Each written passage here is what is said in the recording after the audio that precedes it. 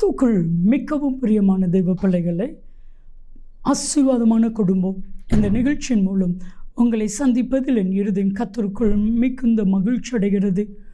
உங்கள் எல்லாரையும் இயேசு கிறிஸ்துவின் இன்பை நாமத்தினாலும் கிராஸ் டிவி ஊழியங்கள் சார்பாக என் அன்பின் வாழ்த்துக்கள்.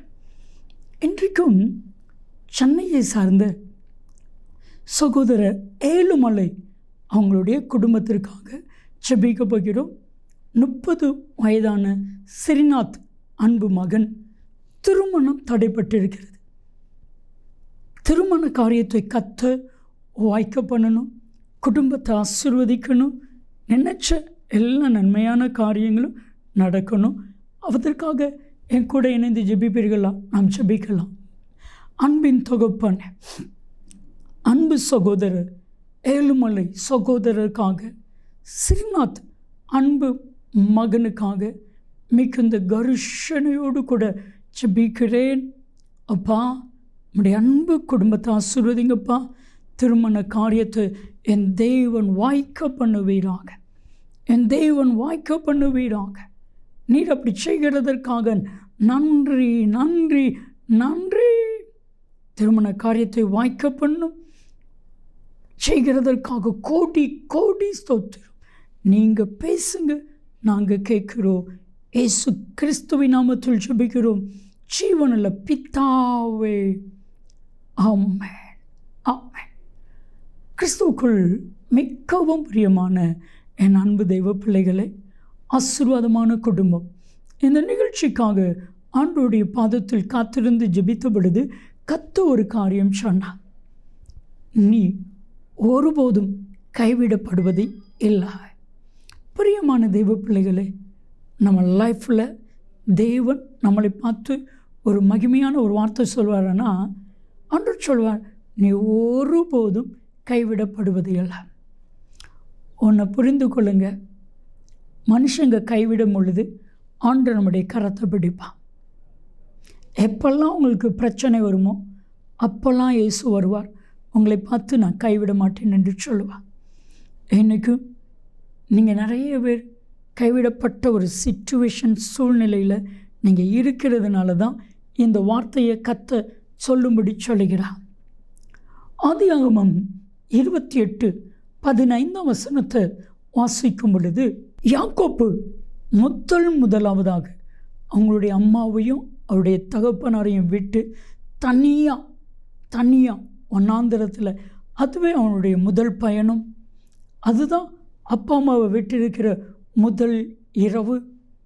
ஸோ இருக்கும் பொழுது கர்த்தர் அவனுக்கு தரிசனமாகி, நான் ஆபிரகாமின் தேவனும் ஈசாக்கின் தேவனுமாய் கர்த்தர், நான் உன் கூட இருப்பேன், நான் உன்னை ஒருபோதும் கைவிடுவதில்லை, நான் உனக்கு சொன்னதை செய்யும் அளவும், அதுதான் அண்டர்லைன் பண்ணணும், நான் உனக்கு சொன்னதை செய்யும் அளவும் நான் உன்னை ஒருபோதும் கைவிடப்படுவது இல்லை, நீ கைவிடப்படுவது இல்லை, கலங்காத. இந்த வார்த்தையை கர்த்தர் சொன்னான். யாக்கோப்புக்கு எங்கே போகிறோம், மாமா வீட்டுக்கு போகிறோன்னு தெரியும். ஆனால் மாமா யார், எப்படிப்பட்டவர், என்ன குணம் தெரியாது. தங்குறதுக்கு இடம் கிடைக்குமா, சாப்பிட்றதுக்கு இடம் கிடைக்குமா தெரியாது. கொடூரமான ஒரு சூழ்நிலை. சமீபத்தில் ஒரு ஊழியக்காரரை சந்தித்தேன். அப்போ அவர் சொன்னார், என்னுடைய முதல் அனுபவம் மலேசியா தேசத்திற்கு, நான் முதல் அனுபவம் ஊழியத்திற்கு சென்ற முதல் அனுபவம். நான் சொன்ன சொல்லுங்களேன். அவர் அப்போ தான் ஆண்டவர் என்னை பார்த்து சொன்னார், நான் உன்னை கைவிட மாட்டேன் அப்படி சொன்னார். ஊழியத்துக்கு நான் போகிறேன், ஊழியத்துக்காக ஜெபிக்கும் பொழுது கர்த்தருடைய வார்த்தை, நான் உன்னை கைவிட மாட்டேன். ஏன் இதை சொன்னார் எனக்கு தெரியல, பிந்தி தெரிஞ்சிச்சு. என்ன அப்படின்னா, என்னை இன்வைட் பண்ண அந்த சகோதரர், காலையில் நான் ஃப்ளைட் ஏறச்சல நான் ஏர்போர்ட்டுக்கு கூட வந்துடுவேன், நீங்கள் ஏர்போர்ட்டில் வந்துட்டு அங்கேருந்து எனக்கு கூப்பிடுங்க, நான் உங்களை பிக்கப் பண்ண வந்துடுவேன் சொன்னவர். இவர் போய் ஏர்போர்ட்டில் இறங்கிட்டு அந்த ஃபோன் பண்ணால் யாரோ ஒருத்தங்க எடுத்துகிட்டு அவர் ஹாஸ்பிட்டலில் இருக்கிறாரு, என்ன அவருக்கு இப்போ கான்சியஸ் இல்லை, ஹாஸ்பிட்டல் அட்மிட் பண்ணியிருக்காங்க. நான் ஒரு 4 மணி நேரத்துக்கு முன்னாடி கூப்பிட்டேனே, 4 மணி நேரத்துக்கு முன்னாடி நல்லா இருந்தார், அதற்கு அப்புறம்தான் சரியில்லாமல் போயிட்டு. என்ன இல்லை, நான் ஊழியத்துக்கு வந்திருக்கிறேன். சரி, அவர் முழிச்சதுக்கு பிறகு, தன் உணர்வு வந்ததுக்கு பிறகு, டாக்டர் அவர்கிட்ட பேசலாம்னு சொன்னதுக்கு பிறகு நான் உங்களை கொடுக்குறேன், நீங்கள் என்னை தொந்தரவு பண்ணாதீங்க. அவருக்கு தெரியாது, அந்த மலேசியா தேசமே தெரியாது.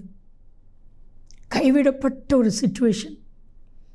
அந்த நேரத்தில் வேதனையோடு ஏர்போர்ட்டுகளில் நிற்கும் பொழுது ஒரு சகோதரர், பிரதர் ஜேம்ஸ் நல்லா இருக்கீங்களா, உங்கள் ஊழியத்து மூலமாக ரட்சிக்கப்பட்ட ஆத்துமானா, இவருக்கு தாங்க முடியல சொன்னார். இப்போ நான் ஒரு சிச்சுவேஷனில் இருக்கிறேன், மீட்டிங்கெல்லாம் அரேஞ்ச்மெண்ட் பண்ணியிருக்காங்க, எல்லா நம்பரும் எல்லா ப்ரோக்ராமும் அவர் தான் வச்சுருக்கிறாரு. அவர் சொன்னார், நீங்கள் ஒன்றும் ஒரி பண்ணாதீங்க, எத்தனை நாள்னாலும் என் வீட்டில் இருங்க, எங்கள் வீட்டில் இருந்து நான் ஊழியத்தை ஆயத்தப்படுத்தி தரேன், ஊழியத்தை செய்துட்டு நீங்கள் எப்போ போகணுமோ அப்போ போனால் போதும். அப்போ தான் அந்த ஜேம்ஸ் பிரதர் சொன்னாங்க, கர்த்தர் என்னை கைவிடலை. என் அன்பு தெய்வ பிள்ளைகளே, மனுஷங்களை நம்பணும், ஆனால் முழுமையுமாக மனுஷங்களை மட்டும் நம்பினீங்கன்னா கைவிடப்பட்டுருவீங்க. ஆனால் கர்த்தரை நம்புகிற ஒருவரையும் ஒருபோதும் ஒரு சூழ்நிலையிலையும் கர்த்தர் கைவிட மாட்டார். இன்றைக்கி நீங்கள் கர்த்தரை நம்புகிறீங்களா? ஆண்டவர் என்னை கைவிட மாட்டார், என்னுடைய தேவைகளை கர்த்தர் சந்திப்பார், எனக்காக கர்த்தர் பெரிய காரியங்களை செய்வார். அவர் எனக்கு சொன்ன வார்த்தைகள் ஒன்றாகிலும் கீழே விழாது. கர்த்தர் என்னை கைவிடவே மாட்டார். விசுவாசிங்க, நம்புங்க. என் அன்பு தெய்வ பிள்ளைகளே, ஒருபோதும் ஒரு சூழ்நிலையிலும் கர்த்தர் உங்களை கைவிடவே மாட்டார். சீயோன் குமாரத்தி சொல்லுகிறான், கர்த்தர் என்னை கைவிட்டு விட்டார், ஆண்டவர் என்னை மறந்து விட்டார். அதற்கு இயேசு சொன்ன பதில் என்ன தெரியுமா? ஸ்திரீயானவள் தன் கற்பத்தின் பிள்ளைக்கு இறங்காமல் பாலகனை மறப்பாளோ, அவள் மறந்தாலும் நான் உன்னை மறப்பதும் இல்லை, உன்னை கைவிடுவதும் இல்லை. ஏசாயா 49:14-15 வசனத்தை நீங்கள் வாசித்து பாருங்கள். என் அன்பு தெய்வ பிள்ளைகளை, யார் மறந்தாலும் இயேசு உங்களை மறப்பதும் இல்லை, ஒருபோதும் ஒரு சூழ்நிலையில் கைவிடுவதும் இல்லை. ஜெபிக்கலாமா? அன்பின் தகப்பனே, உம்முடைய அன்பு பிள்ளைகள் உம்மை நம்பியிருக்கிறார்கள். சங்கீதம் 9:10, உம்மை தேடுகிற தேவ பிள்ளைகள், உம்மை தேடுகிறவர்களை நீர் கைவிடுகிறது இல்லை என்று வேதம் சொல்லுகிறது போல, உம்மை நம்பியிருக்கிற உம்மை தேடுகிற இவர்கள் ஒரு நாளும் ஒருபோதும் ஒரு சூழ்நிலையிலும் கைவிடப்பட்டு போகாதபடிக்கு நீர் உடைய கரத்தை பிடித்து நடத்தும். இயேசு கிறிஸ்துவின் நாமத்தில் ஜெபிக்கிறோம் ஜீவனுள்ள பிதாவே, ஆமென், ஆமென். கர்த்தர் உங்களை கைவிடுவது இல்லை.